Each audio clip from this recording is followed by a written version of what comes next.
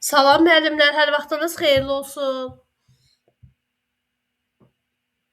Axşamınız xeyir Samirə müəllim. Axşamınız xeyir.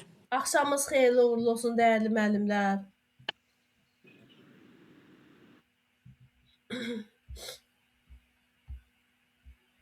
Hepinizi salamlayıram. Belə müəllimlər, başlayaq. Deməli, fevral qrupuna qeydiyyat başladım. Bu gün ilk ödənişli sınaq dərsdir. Ödənişli sınaq dərsdə mən mövzunu hələ göndərməmişəm. Mövzunu növbəti dəfəyə göndərəcəm və biz onda izahlı sual-cavab edəcəyik. Mövzu haqqında da məlumat verəcəm, amma istəyirəm ki, ümumiyyətlə görüntüyə, video yazıya nəzarət edin, çox xahiş edirəm. Bu dərs açıq YouTube kanalında paylaşılacaq. Ona görə görüntüyə, mikrofona nəzarət edin. Fevral qrupuna qeydiyyat başladı.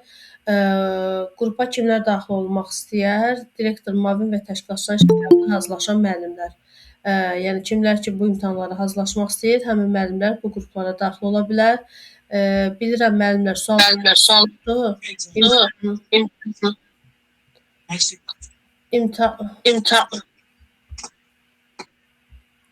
suallarınız bilirəm çoxdur müəllimlər imtahanın təşkili ilə bağlı.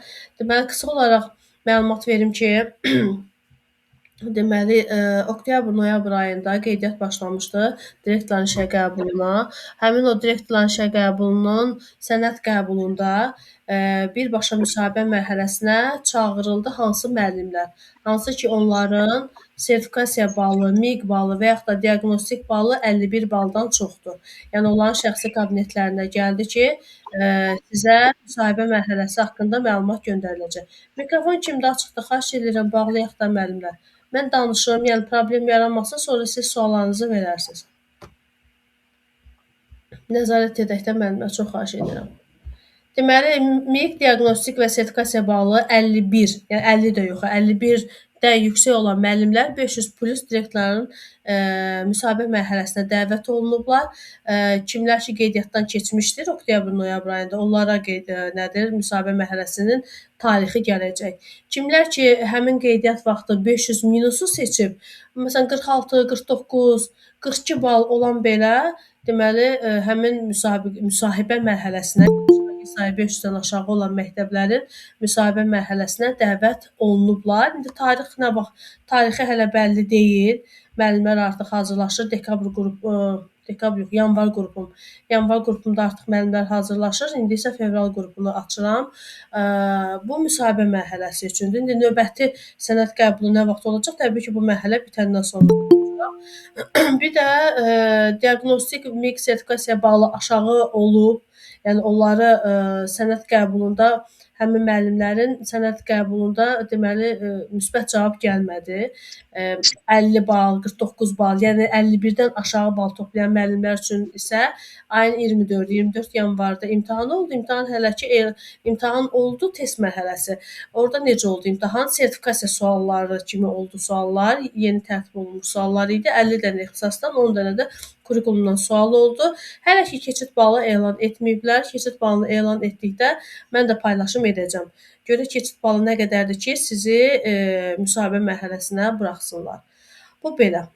Sonra ayın 1-i yenə də sertifikat belə deyək də test mərhələsinə dəvət ediblər. Tarix fənnindən axı sertifikasiya imtahanı olmayıb. Bax, həmin o ixtisaslı tarix olan müəllimlər fevralın 1-i gedəcək ixtisasdan imtahan verməyə. Burada var elə müəllim. Səhv etmirəmsə olmalıdır. Mənim o biri qrupumda var, görüm o dərsdədir. Fevralın 1 imtahana kim gedəcək müəllimlər? Burada var elə bir müəllim. Fevralın 1-i test mərhələsinə gedəcək müəllim.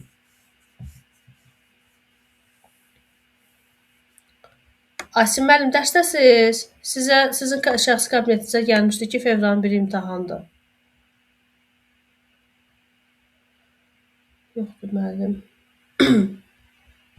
Belə. İndi müavin və təşkilatçıların işə qəbulu necə olacaq müəllimlər? Baxın, məsəl üçün, Mərkəzi Aran regionu test mərhələsi elan elədi. Test sonra müsahibə olacaq, amma hələ ki məlumat yoxdur. Sonra hansı? Dağlıq Şirvandır. Onlar elan eləmişdi. Yəni bir 3-4 region bəzisi test mərhələsini elan eləyib, bəzisi isə birbaşa müsahibə mərhələsinə, amma mən düşünürəm ki, daha test olmayacaq. Birbaşa elə müsahibə mərhələsinə çağırılacaq müdavimlər. Müsahibə mərhələsində də təbii ki, praktik suativ suallar olur, kurikulumdan sual olur, bəzən ixtisasdan və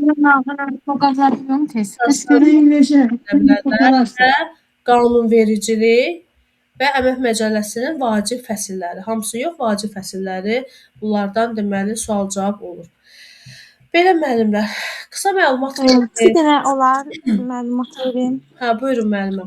Mən təsvir incəsənət müəllimiyəm, amma miqbalım 54+-dur. Yəni bu ilki topladım. 2024-də toplamışam. Və mənə müsbət cavab gəlib, imtahana da çağırmayıblar. Nə vaxtsa çağıra bilərlər, yoxsa ümumiyyətlə çağırmayacaqlar. Müsahibə mərhələsi üçün səhvənizə gəlib də ki, çağıracaqlar da müəllimə. Bəs siz qeydiyyatda nə üçün keçmisiniz? Ona görə keçmisiniz. Yəni imtahan olmayacaq da, yəni test olaraq. Yox, sizə test olmayacaq, müsahibə, birbaşa müsahibə olacaq. Aydın. Hazırlaşır. Müsahibə bilmirik, bir həftəyə olar, bir aya olar, 3 aya olar. Nə bilim, şəxsi kabinetdə bu gün gələr ki, sabah müsahibəyə çağırılırsınız. Bunu bilmirik. Bu vaxtda mənim məlumatım olan kimi paylaşıram, amma siz hər zaman ehtiyatlı olun, hazırlaşın ki, hər zaman müsahibə olanda hazırlıqlı vəziyyətdə gedəsiniz. Deməli, Bakı bütün respublika üzrə 300-dən çox məktəbin deməli müsahibəyə keçən müəllim var. Onların hər birinə uğurlar arzu edirəm. 341 səhv etmirəmsə 341 müəllim. Onların hər birinə uğurlar arzu edirəm. Bakı üzrə 224 müəllim direktorlar müsahibə mərhələsində uğur qazanıb. Bir də direktorlar müsahibə mərhələsində deməli uğur qazanan müəllimlər kimlərdir? Bu uğur qazanan bilirsiniz kimlərə aiddir? Yayda müsahibəsi olan müəllimlərə aiddir. Həmin müəllimləri deməli həmin müəllimlərin direktor işləyir, direktor əvəzi işləyir, müavin işləyir, təşkilatçı işləyir. Həmin müəllimlərə müsbət cavab gəlir. Yəni balından asılı olmayaraq. Məsələn, elə müəllim tanıyıram ki, heç balı yoxdur. Yəni nə miq balı var, nə diaqnoz, nə sertifikasiya balı var, amma 500+ müsahibədə uğur qazanıbdı. Mən sonra region məktəblərindən bir direktorum təyinat aldı. Balı 49 bal idi. Amma təşkilatçı işləyirdi. O da müsahibədə 500+ direktor müsahibəsində uğur qazandı. Belə müəllimlər. Yəni direktor müavin təşkilatçı işlərin balına baxmırlar. Müəllimlər əgər yüksək məktəblərdə işləmək istəyirsə, 85% nəticəsi olmalıdır. MİQ diaqnoz sertifikasiya balı olanlar da test mərhələsinə göndərilir, gedib ixtisaslarından imtahan verirlər.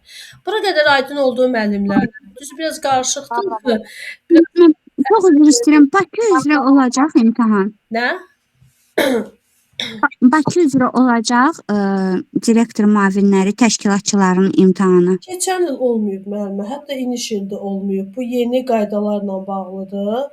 Amma təyinat olub da. Məsələn, keçən il 22-dən çox direktor müavini təyinat aldı. Yox, müavin təyinatı oldu. Müavin və təşkilatçı təyinatı oldu. Onlarda hansı imtahanın nəticəsinə əsasən, direktorların işə qəbul imtahanı nəticəsinə əsasən onları müavin təyin etdilər. Yəni keçən il 22-dən çox müavin və təşkilatçı məktəblərdə təyinat almışdı. İndi bu il necə olacaq, nə vaxt olacaq, onu elan olduqda mən paylaşacağam. Siz imtahanın tarixini gözləməyin müəllimə. Hər zaman hazırlıqlı olun ki, imtahan elan olunanda inanın ki, həyəcandan heç vaxtınız olmur ki, nəsə oxuyasınız. Həqiqətən vaxtınız olmur. Uğur qazanan müəllimlər Bəs yəni biz müəyyən proqramımız var da, siz bizə keçəcəksiniz inşallah. Bəli. Bunu yəni bilək ki, təxminən hansı müddətdə biz onu çatdıracağıq da o baxımdan. Maksimum 3 aydır. Mənim 1 aylıq sürət qrupum olur. Bir də 3 aylıq rahat hazırlaşmaq üçün qrupum olur. Siz hansından istəsəniz faydalana bilərsiniz. İstəyirsiniz 1 aylıq qrupa daxil olun, istəyirsiniz 3 aylıq qrupa. Hansından istəyirsiniz daxil ola bilərsiniz. İndi deyək ki, 3 aydan sonra direktor müavinləri üçün ancaq müsahibə mərhələsinə keçəcəyik. Onu elan etdikdən sonra görəcəyik də. Görək onu necə elan eləyəcəklər müəllimə. Onu bilmirik axı. Kim testə çağıracaqlar sizi, yoxsa çağıracaqlar. Mövzular eynidir müəllimə. Yəni testə də getsəniz, müsahibəyə də getsəniz mövzular eynidir. Sadəcə Proqram eyni proqramdır, amma biz Instagramda. Amma müsahibədə elədir ki, siz o qədər yaxşı hazırlaşmalısınız ki, yəni sürətli cavab verəsiniz də, sürətli cavab verəsiniz. Samira müəllim olar. Bəli, buyurun. Aydın. Axşamınız xeyir müəllim. Axşamınız xeyirli olsun. Müəllim olar bir sual verim. Bəli, Bu buyurun. elə bir direktor müavinidir. Nə Hı hı. diqdən, nə də sertifikasiyadan keçməyib. O direktorluğa indi imtahanı necə olacaq, zəhmət olmasa? Onun Direktor haqqında məlumat müavini ver. işləyir. Direktor müavini Bəli, işləyir. şey. İşləyir o isə sənəd qəbulu olanda, bu oktyabrda sənəd qəbulu oldu, oktyabr, noyabr ayında. O imtahana getmişdi. Yəni Yo, getmir. Yo. Ya, növbəti sənəd qəbulunu elan olduqda gedib qeydiyyatdan keçəcək elektron qaydada. Qeydiyyatdan keçəndən sonra o müavin işləyir, onun balına baxmayacaqlar. Onun müsahibədə necə cavab verməyindən hər şey asılıdır. Yəni birbaşa müsahibəyə buraxılacaq. Və müəllimə mən eşitdim ki, o mütləq sertifikasiyadan öz fənnindən, ixtisasından keçməlidir 51 plusu. Elə bir şərt yoxdur, eləmi? Mən sizə bir şey deyim. Mənim qrupumda bir müəllim var. Nə miq balı var, nə sertifikasiya balı var, nə diaqnoziya. Heç nə yoxdur. Heç bir balı yoxdur. Gelib iştirak etməyib də. Ona görə amma o indi müsahibədə uğur qazanıbdı. Elə. Bəli. Təşəkkür müəllimə. Çox sağ İndi olun. növbəti imtahanda mütləq o bal olmalıdır. Tələbi qoyula bilər, onu mən deyə bilmərəm. Amma bax bu yanvar ayındakı müsahibə cavabları çıxdı. Bir müəllim yoldaşım var ki, onun heç bir balı yoxdur, amma uğur qazanıbdı. Aydındır. Sağ olun. Müəllim, müəllimə, çox sağ olun. insan direktor müavini işləyib, hansı ki milk sertifikasiyası. Bəli, müavin işləyir. Çox sağ olun. Sağ olun, siz də sağ olun. Samirə müəllimə, Bəli. direktor müavinlərinin onda qeydiyyatı nə zamandır? Çünki mən hələ heç nə eləməmişəm. Narahat olmayın. Elan olunduqda paylaşacağam. Siz hansı regionu deyirsiniz? Hansı regionu deyirsiniz? Bakıdır məndə. Bakıdır, hələ elan olunmayıbdır. Mən demirəm, qaydalar dəyişib. Ona görə yəqin ki, yeni qaydalara uyğun imtahan təşkil olunacaq. Hələ bu il olmayıbdır. İndi müəllimlər, mən qrupa daxil olan müəllimlərə mən bu kitabımı ödənişsiz göndərirəm. Burada mövzuları, keçdiyim bütün mövzular bir kitabdadır. Yəni çox rahatdır və lazım olan hissələri qırmızı rənglə də işarə eləmişəm ki, bu hissələr daha vacibdir. Bu qrupa daxil olan müəllimlərə bu kitabı ödənişsiz göndərirəm, amma kim ki oturub özü azlaşmaq istəyir, bunu sifariş verə bilər. Yəni sifariş üçün də şəxsimə yazın 055 279 21 27. Bu nömrəyə yazın, mən onu poçtla 3 gün ərzində, maksimum 5 gün ərzində dediyiniz ünvana çatdırılır. Naxçıvana da çatdırılır. Yəni bütün regiona çatdırılır. Gəlib burada Bakı məndən də götürə bilərsiniz. Sizə necə rahatdır. Müəllimə, indi o ancaq o kitablardan mövzular, testlərdən, Qanunlardır da müəllim. yəni ancaq o kitabdan ibarətdir. Başqa Bəli. materialımız Amma olmur. canlı dərslərdə mən praktik hissəsini də öyrədirəm də. Axı tək məsələn qanunu oxuyun, amma bunun praktik yönümünü bilməyəndə sizə çətin olacaq. Salam Ruhiyyə müəllimə. Salam. Bəs müəllimə, bu direktor müavinlərinin qeydiyyatı hələ dediniz, hələ indi bu aralar olmayacaq da hələ. Bunları bilmirəm müəllimə. Baxın, bu gün axşam da elan eləyə bilərlər, 5 aydan sonra da elan eləyə bilərlər. Bu haqqda məlumatımız yoxdur. İndi yəni bu fevral qrupu 3 aylıqdır, yoxsa 1 aylıqdır? 3 aylıq da var, 1 aylıq da var. Hansı qrupa istəsəniz daxil ola bilərsiniz. Kimə necə uyğundur? Kim istəyir 1 aylıq qrupa daxil olsun, kim istəyir 3 aylıq qrupa. Axşamınız xeyir Samirə müəllimə. Olar bir söz soruşmaq. Bəli, buyurun müəlliməm. Müəllimə, indi bugünkü izahlarınızdan atacaqsınız qrupa test yazmanı, görüntülü. Bugünkü dərsi atacağam, baxın qeydiyyatını da götürürəm, amma mən evə heç bir tapşırıq verməmişəm. Çünki ilk dərsimizdir. Növbəti dərsə təhsil haqqında qanunu göndərəcəm, öyrənəcəksiniz müəllimlər. Və təhsil haqqında qanunda dəyişikliklər var. O dəyişikliklər haqqında mən statusda paylaşmışdım. Bilmirəm kimsə izləyib yoxsa yox. Desəm bugün paylaşmışdım. Kim deyər, təhsil haqqında qanunda hansı dəyişiklik olunub? Təhsil haqqında qanunda. Hə, müəllimlər? Müəllimlərin məzuniyyəti ilə bağlı dəyişiklik oldu. Nə ilə bağlı? Müəllimlərin məzuniyyəti ilə bağlı. O əmək məcəlləsində olan dəyişiklikdir. Müəllimlər il boyu da əmək məzuniyyətinə çıxa biləcək. Tutam ki, müəllimə siz qışda da istəsəniz, martda da istəsəniz, hansı ayda istəsəniz məzuniyyətə çıxa biləcəksiniz. Bu onunla əlaqəlidir ki, yəni yeni layihələr hazırlanacaq. Bu layihələr nədən ibarətdir? Məsələn, siz 56 gün məzuniyyətin 30 gününü qışda götürmüsünüz. Belə çıxır ki, yayda 30 gün işə gəlməlisiniz. Bəs elə bir layihə olmalıdır ki, 30 gün məktəbdə tətbiq olunsun ki, müəllim siz boş-boş nə edəcəksiniz? Aydın oldu. Aha. Sonra bu gün mən paylaşmışdım. Təhsil haqqında qanunda edilən dəyişiklik odur ki, sosial müdafiə ehtiyacı olan şəxslər, məsələn, onlar dövlət hesabına ödənişli əsaslarla təhsil alırdılarsa, sosial müdafiə ehtiyacları olduğundan dövlət onları öz hesabına oxutdururdu. Amma deməli edilən dəyişikliklərdən biri odur ki, yenə olduğu kimi qalır. Yəni sosial müdafiə ehtiyacı olanlar yenə dövlət hesabına oxuyacaq. Bu dövlət hesabına oxumaq nə deməkdir? Gülün müəllimə, xahiş edirəm mikrofonlar görüntüyə nəzarət edin. Evin bütün səsi burdadır. Belə olmaz axı müəllimə. Deməli, edilən dəyişikliklərdən biri odur ki, sosial müdafiə ehtiyacı olan şəxs əgər ikinci ali təhsil almaq qərarına gəlibsə, ödənişli əsaslarla təhsil alacaqsa, yenə pulunu özü ödəyəcək. Yəni dövlət bir dəfə pul ödəyir də sənin üçün. Məsələn, əlillərdir, şəhid ailəsidir, sonra valideyni itirmiş şəxslərdir. Bunlar bilir ki, dövlət hesabına təhsil alırdı. Amma indi edilən dəyişiklik odur ki, onların ikinci ali təhsili aldıqda pullu olacaq. Dövlət onları oxutmayacaq, öz hesabına oxutmayacaqlar. Aydın oldu? Belə. İndi müəllimə istəyirəm. Bəli, Elnarə müəllimə. Tamam ama bu qanun var idi. İndi dəyişiklik edilib, yoxsa mən başa düşmədim onu.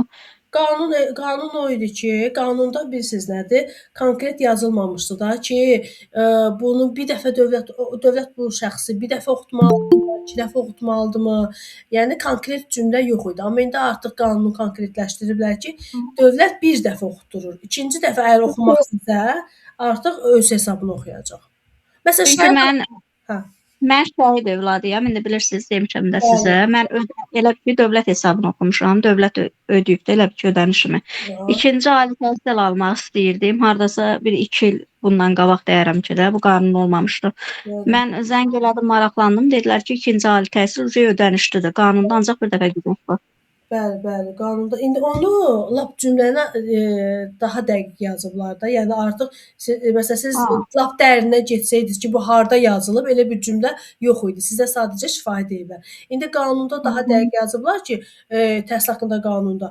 Yəni daha yoxdur. İkinci ali təhsil öz hesabınıza olacaq. Aydın oldu? Bir də Samira müəllim, sizi yormaq kimi olmasın. Bu Bakı şəhəri üzrə bu müavinlərin sizin fikrinizcə nə vaxta gözlənilər? Mən bilirsiniz, müavin kimi fəaliyyət göstərirəm rayonda. Amma Bakı şəhərində onu mən yalandan deyim ki, 1 aya gözlənilir. Bəzi təlimçilər olur, yalandan məlumat verir. Mən elə şey heç vaxt eləmərəm. Çünki konkret bilmədiyim bir şey haqqında yalandan məlumat verim. Bu mənim nə şəxsiyyətimə uyğundur. Bunu heç vaxt eləmərəm. Mənim konkret nədən məlumatım olur, onda məlumat verirəm. Bu haqda məlumatım yoxdur. Yerdəyişmə də mümkün deyil belə regiondan şəhərə. Yerdəyişməni eləyə bilərsiniz. Gedib müraciət edirsiniz. Yerdəyişmə imtahanla deyil ki, məsələn Bakı üzrə mən nə qədər təşkilatçı, nə qədər müavin tanıyıram ki, gedirlər region rəhbərinin adına ərizə yazırlar, vakansiyalar, boş məktəblər təklif olunur, o yerdəyişmə eləyir. Yəni yerdəyişmə rayondan Bakıya eləmək olur. Yox, rayondan Bakıya nəinki müavin və direktorun yerdəyişməsi heç müəllim də gələ bilmir. Yəni imtahanla, ancaq imtahanla eləyə bilərsiniz onu. Belə yerinizi dəyişə bilmərsiniz. Məsələn, rayonda Bakı məktəbinə müəllim lap yüksək ballı olsa yerdəyişmə eləyə bilməz. Ancaq MİQ-ə getməlidir. Eləcə də müavin və təşkilatçı işləmək üçün gedib imtahanda iştirak eləməlisiniz. Yerdəyişmə eləyə bilməzsiniz. Amma Bakının 1 nömrəli məktəbindən 2 nömrəli məktəbinə yerdəyişmə eləmək istəyirsə, gedib idarə rəhbərinin adına ərizə yazırsınız, məsələyə baxılır və sizin yerdəyişməniz edilir. Region daxili asandır. Belə müəllimlər, bu gün mən yeni deməli mövzu verməmişəm. Yeni mövzunun təhsil haqqında qanundur. O qanunu yeni dəyişikliklər, nə dəyişikliklər ki var, onunla bir yerdə göndərəcəm. Oxuyarsınız. Təbii ki, dəyişiklikləri mən dərsdə xüsusilə vurğulayıram. Məsələn, yanvar qrupumda müəllimlərə mən əmək məcəlləsində ən son hansı dəyişikliklər edilib, çox dəyişikliklər var müəllimlər, amma sizə hansı hissələr lazımdırsa, mən onu dərsdə vurğulayıram. Bir də ki, təbii ki, dəyişiklik hər zaman, hər gün ola bilir. Təhsil haqqında bugünkü olan dəyişikliyi də sizin diqqətinizə çatdırdım. Təhsil haqqında qanunu öyrənirsiniz. Mən bir dənə burada tarixi də deyim ki, bizim ödənişli qruplara qeydiyyat nə vaxta qədər davam edir. Bu gün ayın 29-udur, düzdür müəllimlər? Fevral ayının 6-sına qədər, fevral ayının 6-sına qədər qrupa qeydiyyat davam edir. Kim qrupa daxil olmaq istəsə, şəxsimə yazsın. Deməli, müəllimlər, istəyirəm indi sual-cavab edək. Evə Axşamınız xeyir müəllimə. Salam Lamiyə müəllimə, necəsiz? Çox sağ olun. Necəsiz? Mən də yaxşıyam. Çox sağ olun müəllimə. Lideri. Bir dənə dəyişikliyi mən demək istəyirəm müəllimə. Bu günləri məlumat gəldi Film Təhsil Nazirliyi saytından. İlk dəfə olaraq bu il eksternal təhsil elektron formada keçirilib.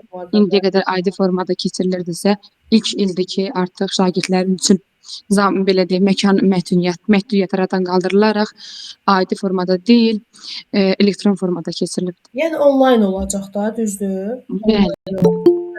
Elektron sayt tərəfindən də, yəni xüsusi məkan tələb olunmadı. Bəli. Bu əslində çox yaxşı bir dəyişiklikdir. Faydalıdır. Lamiyə müəllimə, necəsiz? İşləriniz necə gedir? İşlərim 2-3 günü çox gözəl gedir. Çünki mən əvvəl imtina eləmək istəyirdim. Müəllim günümə geri qayıtmaq istəyirdim. Sonra qərarlaşdırdım, yox, çox bu fikirdən dönməyəcəm. İlk ilinizdir, çətindir, təbii ki, asan deyil. Amma bu işin məsuliyyəti də böyükdür. Məsuliyyəti böyük olduğu qədər də çox, necə deyim, hər insan bu işi bacarmaz. Lamiyə müəllimə, siz özünüzü menecer kimi görürsünüz, yoxsa rəhbər kimi görürsünüz? Mən hər ikisindən görürəm. Fikirləşirəm ki, bir rəhbər hər iki funksiyanı daşımalıdır. Həm belə deyək, verilən ondan yuxarı belə deyək də təhsil tələblərini riayət edən bir şəxs olmalıdır. Həm də işçilərini, həm şagirdləri, həm də müəllimləri ruhlandıracaq bir şəxsiyyət olmalıdır. Təbii ki, hər bir rəhbər, yəni bütün məktəb direktorları rəhbərdir. Yəni biz istəsək də, istəməsək də, bəyənsək də, bəyənməsək də məktəbin direktoru bizim rəhbərimizdir, düzdür? Onun qanun çərçivəsində əmrlərinə tabe olmalıyıq. Və əgər o rəhbər məktəbi idarə edirsə, menecerdir. Yəni menecer odur ki, əlinin altında olan resurslardan faydalı şəkildə istifadə eləsin. Müəllim resursundan, şagird resursundan, infrastrukturdan səmərəli şəkildə iştirak etsin. Bir də var lider. Lider isə hər rəhbər, hər menecer lider ola bilməz. Baxın, bir də görürsünüz məktəbdə elə müavin olur ki, direktordan da üstün olur. Hamı direktora yox, müavinə üstünlük verir. Onunla məsləhətləşmək istəyir. Deməli, bu liderdir. Nəinki müavin. Bir də görürsünüz məktəbdə 40 dənə, 50 dənə ibtidai müəllim olur. İçində bir dənə aktiv müəllim olur. Hamı onun yanına gedir. Hamı məsləhətləşməyə onun yanına gedir. Çünki onda liderlik bacarığı var. Eləcə də məktəb rəhbəri əgər öz komandasını ruhlandıra bilirsə, həvəsləndirə bilirsə, deməli o həm menecerdir, həm rəhbərdir, həm də liderdir. Yəni məktəb rəhbəri hamısı menecer ola bilər, amma hər menecer, hər məktəb rəhbəri lider ola bilməz. Liderlik qabiliyyətinizi necə inkişaf etdirirsiniz müəllimə? Liderlik qabiliyyətinizi. Liderlik qabiliyyətimi necə inkişaf etdirirəm? Belə deyək, bunu alimlərin də araşdırmasıdır ki, insan lider kimi belə deyək, doğulur. Ona görə də bunun üçün birinci genetik hissdə önəmlidir. İkinci halda da daim belə deyək, özümü motivasiya edirəm.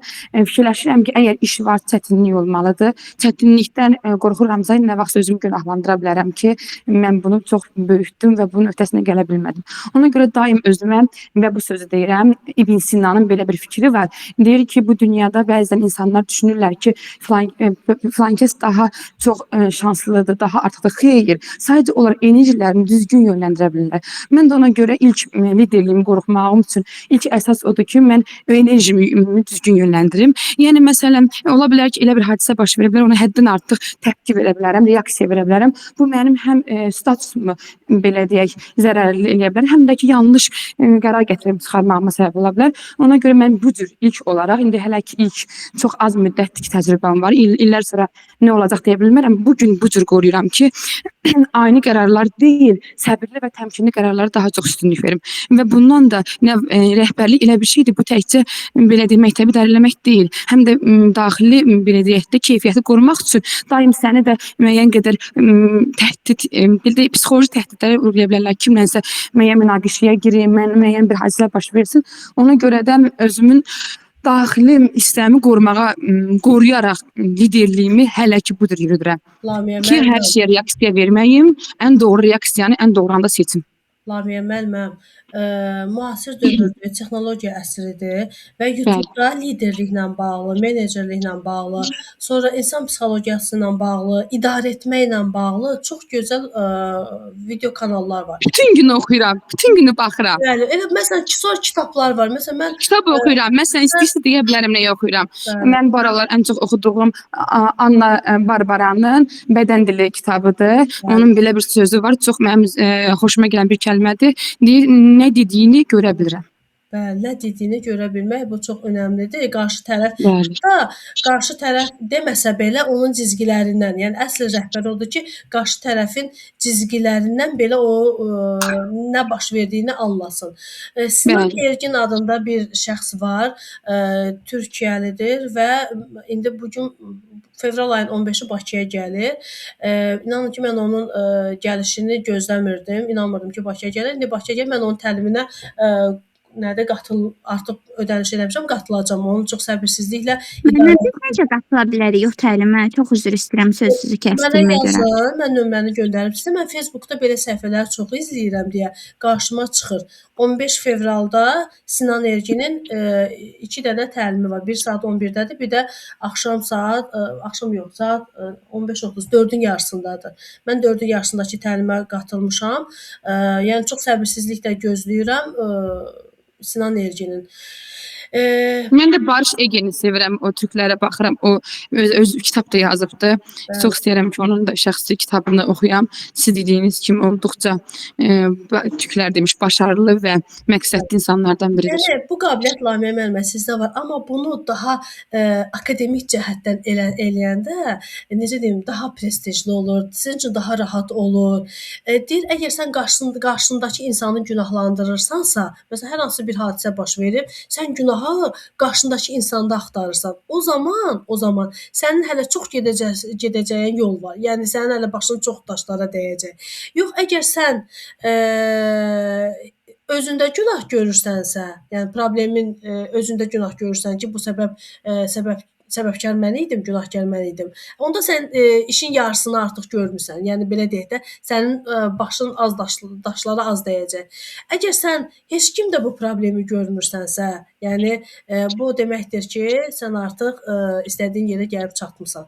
Yəni bu doğru bir yanaşmadır. Yəni qarşı tərəfi günahlandırmaq bu sənin acizliyindir. O problem qarşı tərəfdə deyil, bu sənin acizliyindir. Lamiyə müəllimə, həqiqətən menecer, lider, rəhbər nədir? Biraz anlayışımız oldu. İndi istəyirəm ki, biraz da qanundan, siz qanun dərslərimdə olmusunuz, məlumatınız var. İstəyirəm ki, biraz vacib olan hissələrdən sual-cavab edək. Onun yarısına qədər indi dərsimizi davam eləyəcəyik. Sonra mövzuları göndərəcəm. Kim istəsə qruplara daxil ola bilər. Siz mənim qrupumda varsınız da, deyəsən, hə? Ya dekabr qrupunda. Biz dekabr, bu yaxınlara yekunlaşıldı bizdə. Bir ara yenə də ruhdan düşmüşdüm, amma 2-3 gündür sahalara geri dönmüşəm. Niyə? Nəsə problem olub? Problem yox. Əslində mən müəllim kimi öz maddi mənəvi halımdan çox razı idim. Bunu bir şey kimi, məqsəd kimi baxırdım. Sonra bir müddət gördüm ki, bu olduqca yorucudur. Maddiyə belə deyək, yükü çox, pulu yox. Bax belə deyək. Qısa kəs. Öylə gedəndə rahat olacaq da Lamiyə müəllimə. Sizdən şagird sayı 500-dən aşağıdır. Maaş təbii ki, biraz azdır. Amma 500-dən çox məktəbə rotasiya olanda maaşı O vakansiyada məxmələk ki, bu dənə məktəb var bizim rayon üzrə. O məktəbdə 5 il direktoru yoxdur. Heç kim orada direktor getmək istəmir. Yəni təklif eləsələr yəqin rədd edərəm. Mən təbii ki, ancaq 200-lük yeri seçməyə özüm məcbur olacağam. Yəni özüm istəyəcəm ki, mən aşağı məktəb verim. hələ ki, Çünki ətrafım elədir. şagird sayı az olan məktəbdən başlayın, davamı şəraitinizə uyğunluğuna görə. Yaxşı Lamiyə müəllimə, sizə tutalım ki, bir işçi gəlir və sizə Bəli. deyir ki, mənə iş verin. Siz də deyirsiniz ki, nəyə bacarırsan?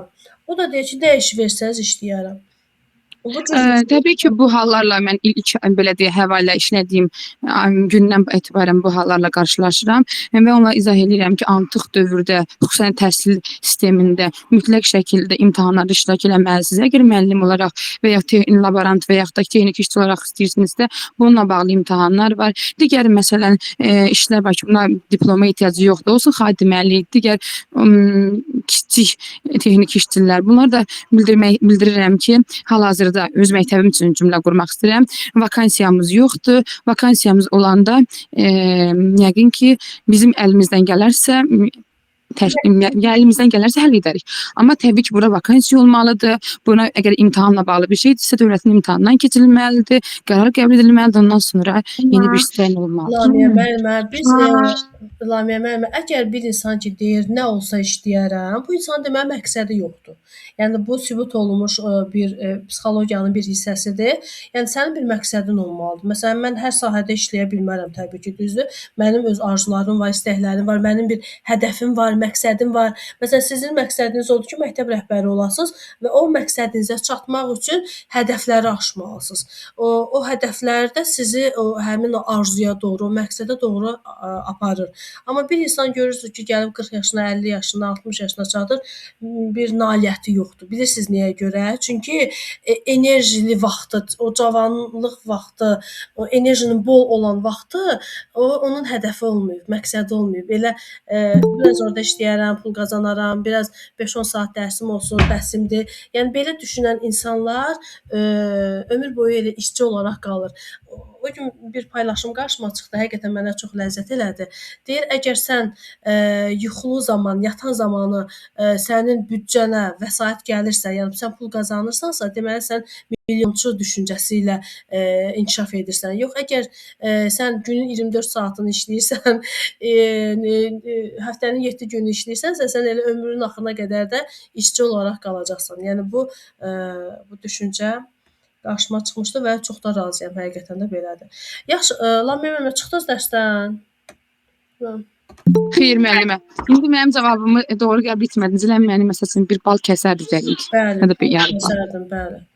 Əlbəttə. Çünki doğru cavab deyil. İnsanın bir məqsədi olmalıdır ki, nə istəyir. Məsələn, mənim tədris mərkəzim var, bilirsiniz də, Lamiyə müəllimə. Ora bir də görürsüz, tarix müəllimi gəlir, ixtisası tarixdir. Deyir, mən evdə ibtidai müəllimlərlə, ibtidai şagirdlərinə dərs keçirəm. Mən bunu doğru düzgün nədə qəbul eləmirəm.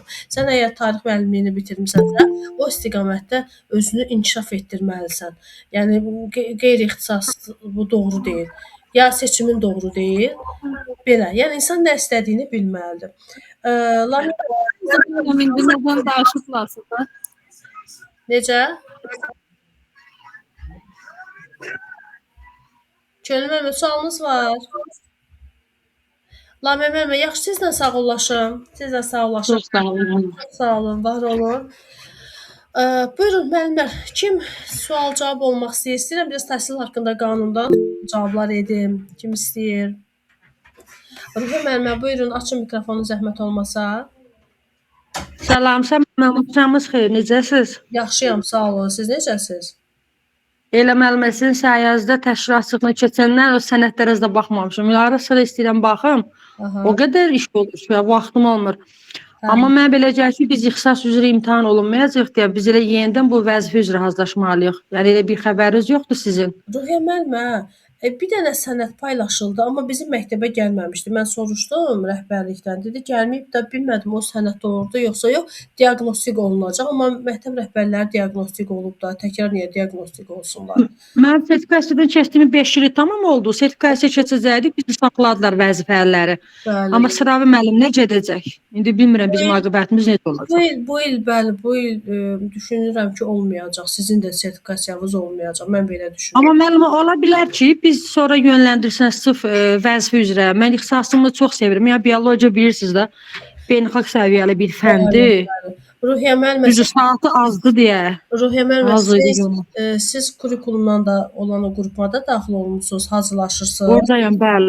Bəli. Özünüzdə çalışırsınız, çünki bilmirsiniz, siz ixtisasdan gedəcəksiniz imtahana, yoxsa vəzifədə işləyirsiniz də, yoxsa qanunvericilikdən. Yəni hər iki halda, hər iki mövqeyiniz. Adım da gəldi, müəllim, amma əmin deyiləm. Adımız gəldi, şöbədən zəng vurdular, dedilər ki, direktora, ya mənim də adım var, digər vəzifələndə. Onlar imtahanı iştirak eləməyəcək ixtisaslar üzrə. Amma yenə də buraxa bilmirəm bu kurikulumu, nə də hazırlığı.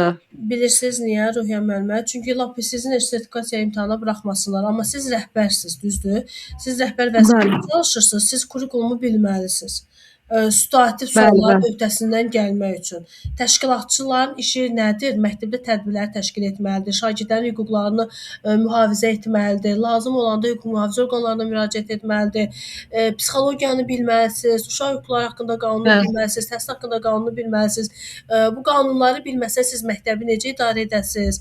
Düzdür? Çətin olardı, müəllimə, etiraf edirəm ki, çox çətin olardı. Nə yaxşı ki, siz və sizin kimilər belə mütəxəssislər var da. Yəni mən birbaşa bu işə yiyələnsəydim, inanın gündə məktəbdə qalmaqal olardı. Amma sizin hazırlıqlardan, müsahibədən öyrəndiklərimizi tətbiq edirik. Hər şeyə müəyyən davranışlarla yola veririk, üstündən gəlirik və çox gözəl olur. Ruhiyyə müəllimə, davranışla bağlı çox yaxşı videolar var YouTube-da. Mən indi özüm o haqqda çox Öz dərslərinizdə onları axtarın, baxın. Qarşıma çıxanda mən əslində bəyəndiyim bir də görürsüz podkastlar olur, statusda paylaşıram. İndi bu qrupa da göndərərəm. Yəni davranışla bağlı, psixologiya ilə bağlı, uşaq psixologiyasına bağlı, uşaq niyə bu cür davranır? Çox yaxşı videolar var. Yəni dəyər, izləməyə dəyər. Mənim indi uşaqlar çətindir, oxumaq istəmirlər.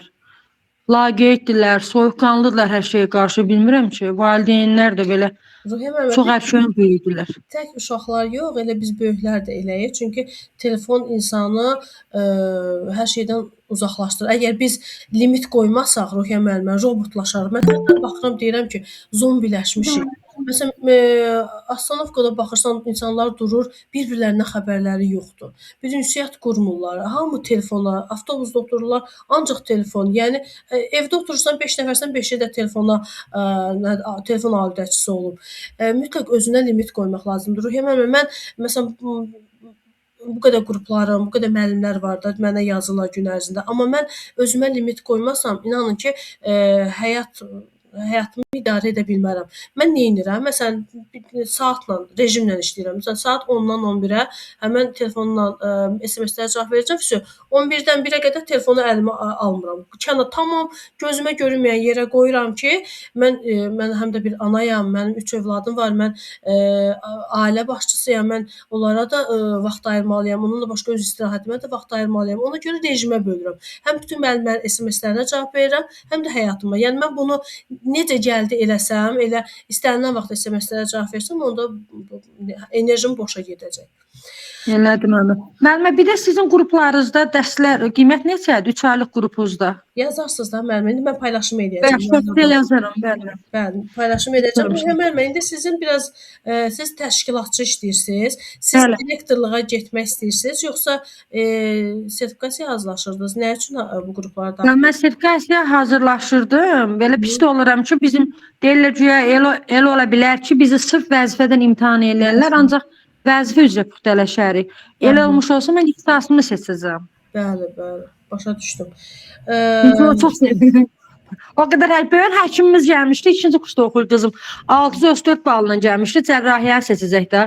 Yəni uşaqlarım çoxdur. Məsələn, 2 günü bir uşaq götürmüşəm ki, olimpiyada hazırlaşdıracağam. Pulsuz hazırlaşdırıram, yəni yönləndirirəm, arasında çətin suallara köməklik göstərim gedir. Nəticələrim yaxşıdır deyə. Həşratçı işləmək də yaxşıdır, ha, amma nə bilim. Məndə avantajı yoxdur da. Bizdə məktəb balacadır. 3 ilə kimi mənə belə gəlir ki, şagird sayına görə təşkilatçı yəqin ki, dondurulacaq. Ruhiyyə müəlliməm, Bəli, müəllim. təşkilatçı kimi nə uğurlarınız var? Bir desəydiniz biz müəllimlər də işlədi. Nə iş görmüsüz? Hansı Müəllimə işləriniz var? Nə ümumi lider Hı -hı. İlham Əliyev tərəfindən bu il ölkəmizdə konstitusiya və suverenliyi ilə əlaqədar olaraq demək olar ki, hər ay yüksək səviyyədə mənim tədbirlərim oldu. O tədbirlərdə Nazirlik və Naxçıvan Nəzirliyi tərəfindən və rayon təhsil şöbəsi tərəfindən mənim mükafatlarım oldu. Məktəbimiz mükafatlandırıldı. Çünki daima bizim Facebook səhifəmiz izlənir də. Şagirdlərlə münasibətim Bilsiravi müəllimdən daha da ötə oldu. Baxdım ki, onlar bir çox problemlərindən dolayı mənə çox yaxına gəlirlər. Müəllim, bu bir şey belə oldu. Mənim bu işin belə bir şey oldu. Nə bilim, kimsə mənə belə dedi. Çox adama isti gəldi. Yəni ki, bu iş, sevdim bu işi. Müəllimlərlə münasibətimdə, yəni əvvəllər dərsimi deyib tez evə qaçırdım. Orada nəyə durum? Amma indi 6-ya qədər oradayam. Gəlib, nahar yeyib qayıdıram. Müəllimlərlə də ünsiyyətimdə irəliləyiş oldu. Münasibətlər daha dərin oldu. Bir çox şeylərə görə mənə üst tuturlar və mənim elədiyim işlərdə... Müəllimə, təşkilatçıların müsahibəsində belə sual verirlər ki, 18 sentyabr nə günüdür? 18 sentyabr. Bax, belə bir sual verir. 18 sentyabr, bax, yadımdaydı, Naz müəllim. Bir neçə gün qabaqlar baxıram onlara. Həqiqətində bir əlamətdar gündür, amma yadımdan çıxıbdır. Musiqi günüdür, Zeyl Həcəbəyli. Musiqi günü, bəli, Doğum günü. Doğum günüdür, Zeyl Həcəbəylinin doğum günüdür. Bax, sizə nə ilə bağlı daha çox sual verirlər? Tədbirləri necə təşkil edirsiniz? Bəli. Dərs vaxtı tədbir təşkil edə bilərsiniz müəllimə? Xeyr, mən dərs vaxtı tədbir təşkil etmirik, dərsi pozmuş oluruq. Uşaqları o qeydiyyat eləyirik. Məsələn, tədbirimiz olacaqdır. Kim tədbir keçirmək istəyirsə, həm də balaca məktəbdir deyə kimin nə bacaracağı var bilirik də. Ona müraciət eləyirik. Dərslərini oxuyur, biz 6-ya qədər oradayıq da. 4-də falan gəlirlər məktəbə, məşğul oluruq. Şeirdirsə, göndərib maması kömək eləyir və yaxud da rəqsdirsə evdə kömək eləyirlər. Bir 2-3 dəfə sonra gəlirlər bizimlə birlikdə eləyirik. Belə olur. Çox dərsdən də uşaqları eləmirik də, yəni uzaq tutmuruq. Mən elə müəllim tanıyıram ki, öz dərsinə aşiqdir, həqiqətən də öz dərsinin ustadıdır, heç bir tədbirə uşağı qoymur. Yəni o müəllimi artıq məktəb direktoru da bilir ki, bu müəllimin dərsindən uşağı çıxarda bilmərik, icazə verməyəcək. İstəyirlər direktorla düşmən də olsun, yəni o icazə vermir, həmin müəllim icazə vermir. Bu doğrudur. Elədir, düzdür müəllim, əlbəttə doğrudur. Qayda sertifikasiyada deməli sertifikasiya müsahibəsində müəllimlərə bu sual verilmişdi ki, direktor siz dərs deyirsiniz, direktor adam göndərib ki, bəs belə bir problem var, müəllim gəlsin. Siz nə edərsiniz? Gedərsiniz? Bax, belə bir sual verilmişdi. Təbii ki, Xeyr, mən dərsimi şəxsən müəllimə qoyub getməmişim. Mən Sıravi müəllim işləyən dövründə, düzdür, bizdə 25 ildir direktorumuz eyni adamdır. Bu şeylərə biraz elə layiqiyyət yanaşmır. Yəni ki, şagirdi bacardığınız qədər dərsdən yayındırmayın. Bəli. Tədbirlər olsa da, amma desə də getmirdik. Ruhiyyə müəllimə, bunun doğru cavabı odur ki, bir 45 dəqiqənin sahibi sizsiz, onun məsuliyyəti siz daşıyırsınız. Əgər o direktor peşəkardırsa, sizi dərsdən ayırmalı deyil. Qeyri-peşəkardırsa, sizi onda dərsdən çağıracaq. Yəni tam vəzifəsini bilmirsə, o sizi dərsdən çağıracaq. Sizi əgər çağırırsa, indi təbii ki, gedirik, doğru eləmirik, gedirik, getməyimiz doğru deyil. Amma müsahibədə gedərəm demək doğru deyil də. Müsahibədə deyirik ki, təbii ki, dərsimi keçdikdən sonra deməli mən direktorun nə problemlə məni çağırdığına görə, yəni yanına gedirəm. Amma dərs vaxtı olmaz. Aydın oldu. Sonra deməli tədbirləri bilməlisiniz. Məktəbdə hansı tədbirlər keçirilir? Məsələn, uşaq hüquqları aylıqları keçirilir. Düzdür, oktyabrın 21-dən noyabrın 21-nə qədər. Uşaq hüquqlarına bağlı hansı tədbirləri keçirirsiniz? Sonra nə tədbirlər? Məsələn, 2026-cı il nə ildir Ruhiyyə müəllimə? 26-cı il o günlər özüm də paylaşmışdım. Və inanırsınız Samir müəllim, elə bir istəyirəm ki, bu işlərlə əlaqədar olaraq mənim beynimdə yorğunluğuna əlaqədar olaraq kütləşmə var. Siz paylaşmışsınız, siz götürüb paylaşmışsınız. Onu o kütləşməni idarə etmək üçün mən sizə bir dənə metod deyim. Instagramda bir dənə bizim bizim nədir millətimizdə adı nəyə dayanır bir dəqiqə Orxan İbadov. Hə, Orxan İbadov. Türkiyədə, digər ölkələrdə yaddaşla bağlı dünya çempionudur. Yəni belə bir müsabiqə keçirilib, dünya çempionu olubdu yaddaşla bağlı. O yaddaşını necə idarə edəsən, oxuduğum biz yəni məcbur deyilik də hər oxuduğumuz məlumatı, hər gördüyümüz bir şeyi beynimizdə saxlayaq. Hansılar vacibdir, hansını yadda saxlamalısan, onun metodlarını o Baxaram. adını Yadıma deyir Orxan İbadov. Orxan Yaxşı. İbadov Mən şu an sualım da memarlıq idi, yadıma düşdü. Salma memarlıq idi. Baxın Ruhiyyə, mən siz deyirsiniz ki, o gün paylaşmışdım. Həmin paylaşımınız yadınızda qalmayıb, amma o bir 20 il, 30 il bundan qabaq elə bir hadisə olar ki, sizin həyatınızda məsələn övladınızın doğum günü, amma o qalır. Bilirsiniz niyə qalır? Bilirsiniz niyə qalır? Çünki siz onu nə iləsə əlaqələndirirsiniz. Məsəl üçün ata-ananız yanınızda olur, bacı-qardaşınız yanınızda olur, nə bilim qohum-əqrəbə, özəl gün yadınızda, özəl gününüzdür. Yəni onu xüsusiləşdirirsiniz də, beyninizdə xüsusiləşdirirsiniz. Ümumidən ayrı xüsusiləşdirirsiniz. Ona görə yaddaşınızda qalır. Deməli mənim işlətdiyim tədris mərkəzində bir dənə orada psixoloq var. Arada deyirəm ki, gəl bir bu cəmaətə elədiyin testlərdən məni də elə də. İnanın ki, həqiqətən də bizim hər birimizin heç olmasa vaxt eləyib 2-3 aydan bir psixoloqun yanına gedib onun metodları ilə necə ruhumuza dincəlməyə ehtiyacımız var. İnanın ki, bir dənə məni test elədi Ruhiyyə müəllimə, çox bəyəndim də. Oradan bir qısa fraqment deyəcəm. Qayıtdı mənə dedi ki, gözlərini yum və uşaq vaxtı öz otağın olub da hər halda. O otağının qarşısında dur. Və gör orada nəyi hiss eləyəcəksən, kimi görəcəksən. Mən inanın ki, bütün belə necə deyim, biz oldu da. Yəni təsəvvür edin ki, özüm gözlərimi yumdum, neçə il bundan qabağa getdim. Öz otağımda bütün əşyalar gözümün qabağına gəldi. Yəni inanın ki, həqiqətən Çətin deyil. İnanın ki, Yadıma çətin gəlir. çətin gəlir. Atam, anam, hamısı necə deyim, adam gözünün qabağına gəldi. Çətindir. Müəllimə, o psixoloq özündən, məsələn, bizə lazım olsa əlaqə saxlaya bilərik. Bəzən olur, istəyirlər məndən valideynlər. Onlayn istəyirsiniz? Onlayn hə seminarlara, məsələn, uşağı motivə eləmək üçün də dərslərinə, bəzən ana-ata sözünü saymırlar. Ora psixoloqun yanına bilirsiniz kimlər gəlir? İmtahan stresi, imtahan həyəcanı olanlar. Elə qızlar var ki, məsələn, bizdə orada bir OTK sınaqları keçirdirir Ruhiyyə müəllimə. Ata-ana uşağına sınaq alır, 11-ci sinif şagirdliyi qızdır. Ağlayır ki, sınağa getmirəm. Uşaq kimi elə birinci sinif, birinci sinif uşaqlar elə keçə rahat sınağa gəlir, bu uşaq ağlayır. Yəni imtahan Bizdə də var. İmkan olsa, yəni bir seminar neçə olarsa, əlaqə saxlayaraq da sizinlə. yazarsınız müəllimə, yazarsınız. O psixoloqun da onun özünün nə bilim belə onun kartları olur. Müəllimə, biz hər dəfə sizdən alırıq OTK-nın sınaqlarını. Hə, bizdən alırsınız. Rifah Tədris Mərkəzindən. Siz harda işləyirsiniz ki, müəllimə? Mən özüm Bakı Xoreografiya Akademiyasında işləyirəm. Oğlum üçün alıram. 9-cu sinif Ruski sektor. Uşağınız harda oxuyur? Uşaq başqa məktəbdə oxuyur. Sadəcə olaraq evimizin yaxınlığında 210 nömrəli məktəbə hər dəfə deyirəm, mənim üçün yer saxlayın. Bildim. Hə, yadıma gəldi. Həmin müəlliməyəm. Bildim. Sinifimdəki uşaqlara da demişəm ki, oradan alın biletləri, oradan.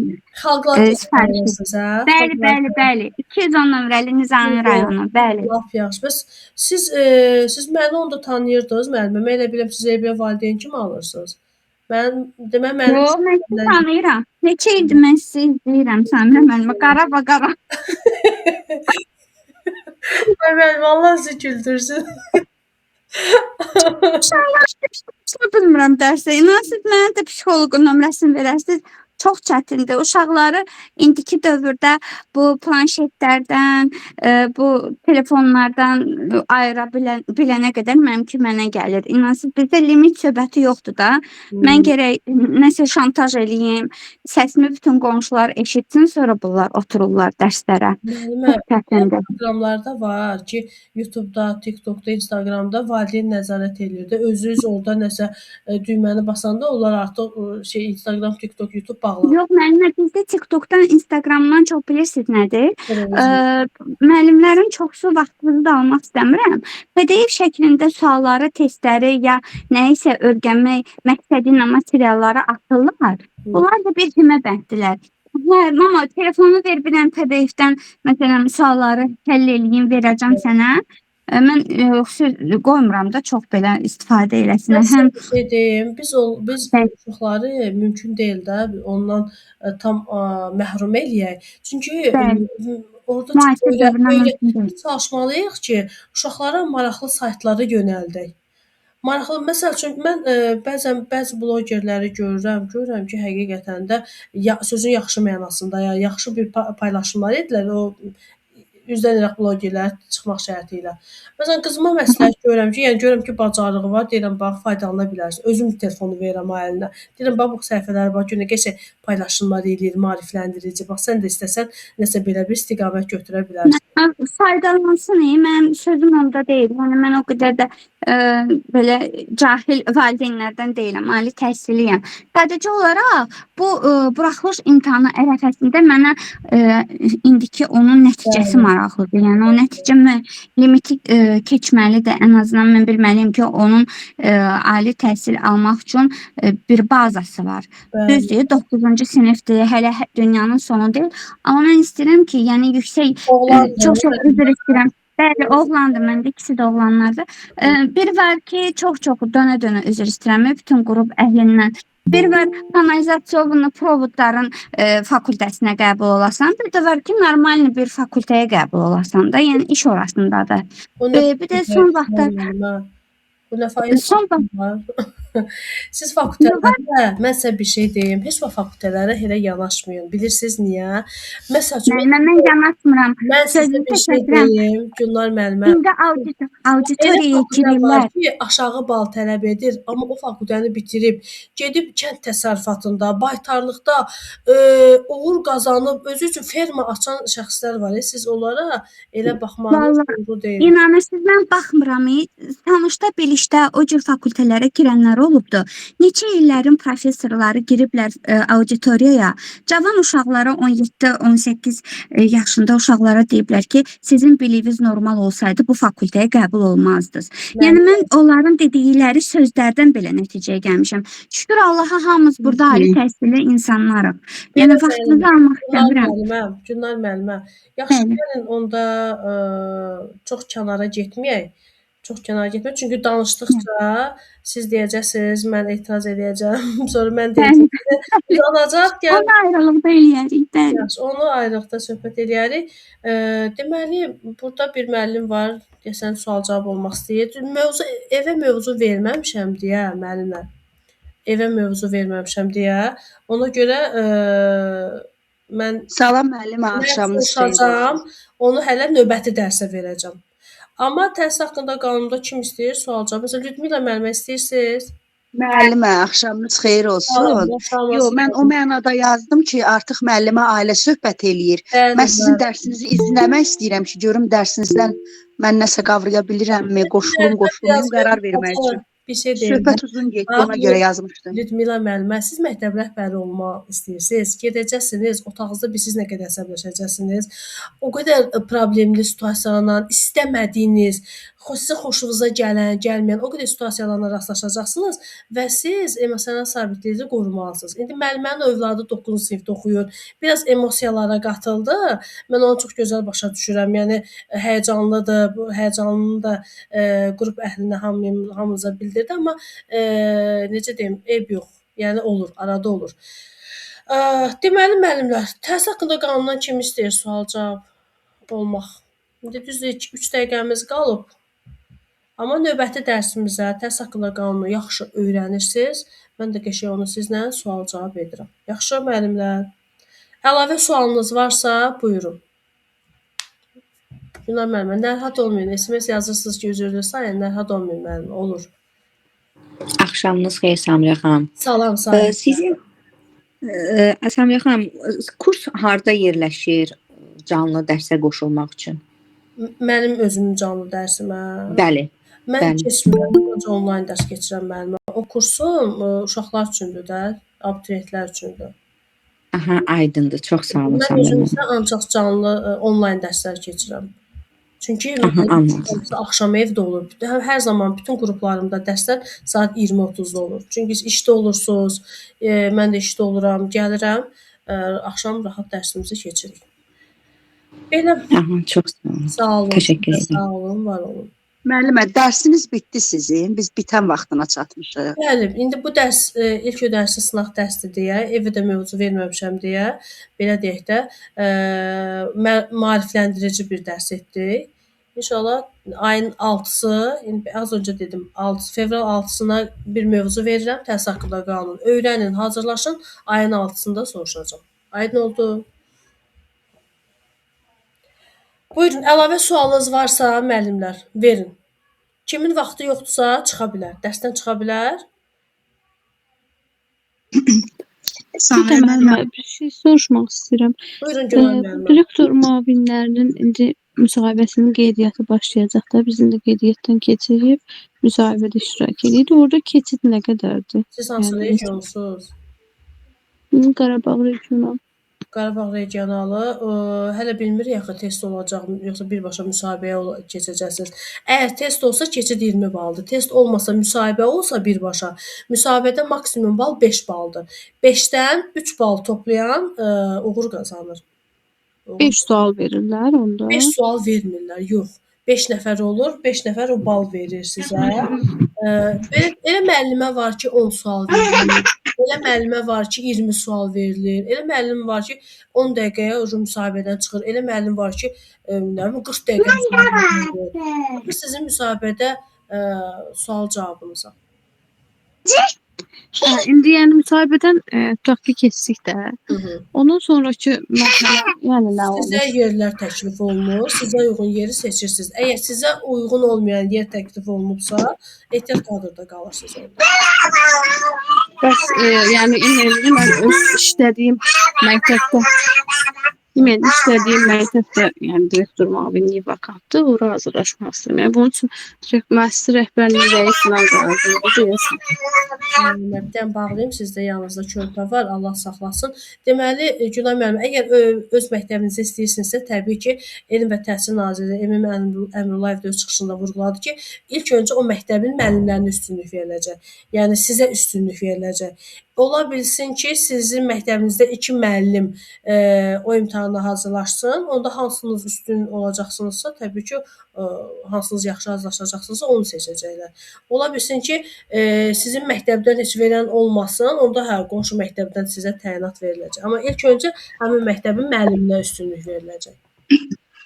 Samira müəllimə, bəs Bakı üçün keçid balı nə qədərdir? Bakı üçün hələ elan eləməyiblər axı. Müsahibəni soruşursunuz, yoxsa testi? İndi siz dediniz test olmayacaq da, təkcə müsahibə olacaq. Müsahibə olanda müsahibədə 5 baldan 3 balı keçən uğur qazanır. Testdən bəs olsa əgər? Testdə orada bilirsiniz biraz qarışıq idi. Ki 100 bal, axırıncı dəfə 100 bal elədilər. 100-dən 50 bal toplayanı müsahibə mərhələsinə dəvət elədilər. O da 50 balı ola bilsin ki, 100 baldan sən 50-dən də çox bal toplayırsan, tutalım 60 bal toplamısan, amma gəlib bir də məsəl üçün tutalım ki, qanunvericilikdən az yazmısan. 10 bal toplamısan, 10 bal toplamalısan, toplamısan 5 bal. Limit qoyurlar da. Onda limiti bu miqdar necə olur? Minimum hər birindən yarısı olmalıdır. Hər fəndən limit balı olur da. Onu toplamalısan ki, müsahibə mərhələsinə gedəsən. Elə bir ki, Məsələn, mən müəllim tanıyıram ki, ixtisası yaxşı yazıb, kurikulu 6 düzü olmalıdır. 6 düzü yox, 5 düzü var, keçə bilməyibdir. Müəllimə, bir sual da verərdim. Bu sertifikasiyadan keçən müəllimlər əgər direktor müavini olaraq keçirsə, onda necə olur? Hələ elan eləməyiblər də. Az öncə Ruhiyyə müəllimə də onu dedi. Hələ elan eləməyiblər axı. Ki siz qanunvericilikdən imtahan olacaqsınız yoxsa yox. Çox güman ki, hələ bu il biz sizi sertifikasiyaya buraxmayacaqlar. Müavin və təşkilat edənləri buraxmırlar. Keçən müəllim, artıq keçmiş müəllim, sertifikasiyası olmuş müəllim, indi müavin olursa, eşitdiyimə görə sertifikasiya daha girmir və o artım həmişə davam edir. Belə bir şey eşitmişdim. Bu doğrudur yoxsa? Hə, siz deyirsiniz ki, müavin təyinat olub, həmin müəllim sertifikasiyada da iştirak edib, o artımı alacaq. Hə, o artım. Həmişə alacaq. Hə, həmişə olacaq. Əlbəttə alacaq. Və sertifikasiya imtahanına bir daha girməyəcək də. O haqda deyə bilmərəm. Çünki o müəllim işləyəndə sertifikasiyaya gedib, sonra təyinat alıb. İndi təyinat alandan sonra mən də proseduru gözləyirəm də görüm indi bu üzümüzə gələn il necə olacaq? Yayda görüm müavinlərin işi necə olacaq müəllimə. Amma bu maaşın daim artımlı olmağı o dəqiqdir. Mən müavin və təşkilatçı işləyən müəllimlərim var, soruşuram, onlar artımı alırlar. Bəli, artımı alırlar. Təşəkkürlər müəllim. Sağ olun, var olun, minnətdaram. Oldu müəllimlər. Gecəniz xeyrə qalsın. Hər birinizə uğurlar arzu edirəm. Mövzunu göndərəcəm. Mövzunu yaxşı öyrənin. İzahlı sual cavab əsasında soruşacağam. Sağ olun, hələlik. Gecəniz xeyir. Gecəniz xeyrə qarşı. Xeyrə qalsın müəllim.